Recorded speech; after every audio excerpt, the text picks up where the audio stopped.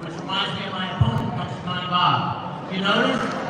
He only sticks his head out every 6 years during election time. I'm not kidding you, all grand, you know it. You never see him except in an election year. I grew up in Bloomsburg. I played football and wrestled in places like Shamokin and Sealand for a living. And I went to West Point. I wrestled on the wrestling team of West Point, the co-captain, Ranger School, 82nd Airborne Division.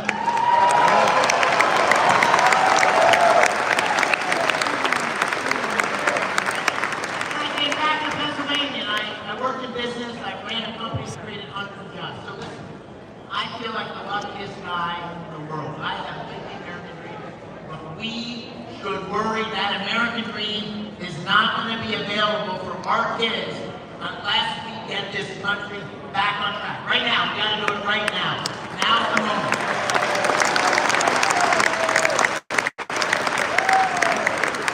We got a choice.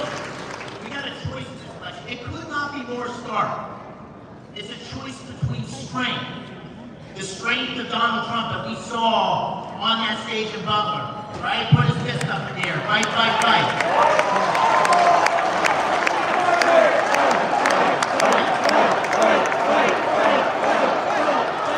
It's the weakness that we see in Biden and Harris. I'm going to say Bob Casey because he votes with them 99% of the time.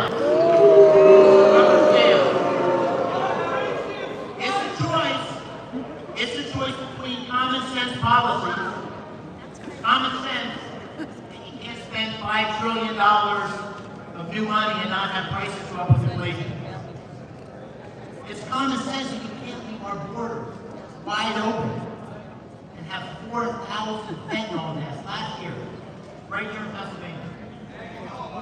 That's right, did you know about? We had 116,000 fentanyl deaths nationally last year. So for all of you who remember the Vietnam War, in 8 years of fighting, we had 58,000 deaths. We had 2 Vietnams last year because of those cartels and that fentanyl coming across our border, coming into our communities, killing our kids. And it's the direct responsibility of Joe Biden, Kamala Harris, and Bob Casey for not securing our border.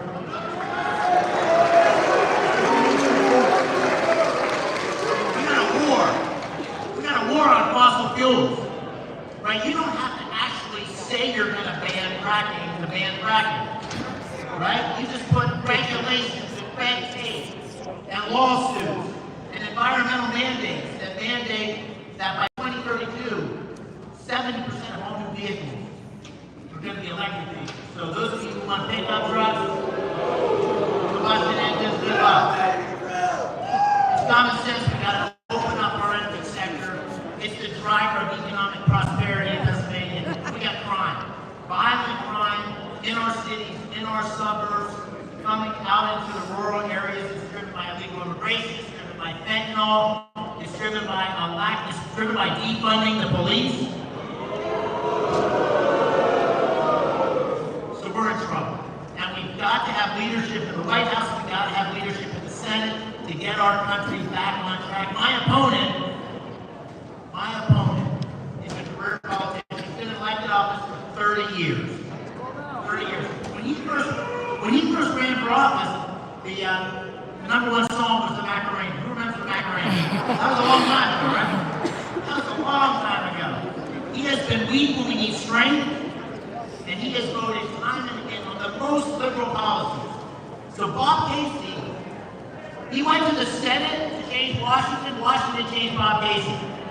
He's not the guy you elected 30 years ago, 18 years ago. And he is running against someone who's a 7th generation Pennsylvania, someone who's an outsider, someone who's a businessman, someone who's a West Point graduate, someone who's a combat vet, somebody who's going to go to Washington and shake things up.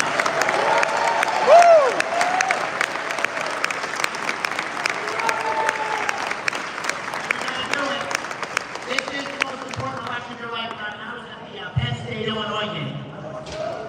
It was whiteout, my first whiteout, right? It was pretty good. And I had a tailgate. I had a couple hundred kids there, Penn State students, and I was talking to them and I stopped in the middle.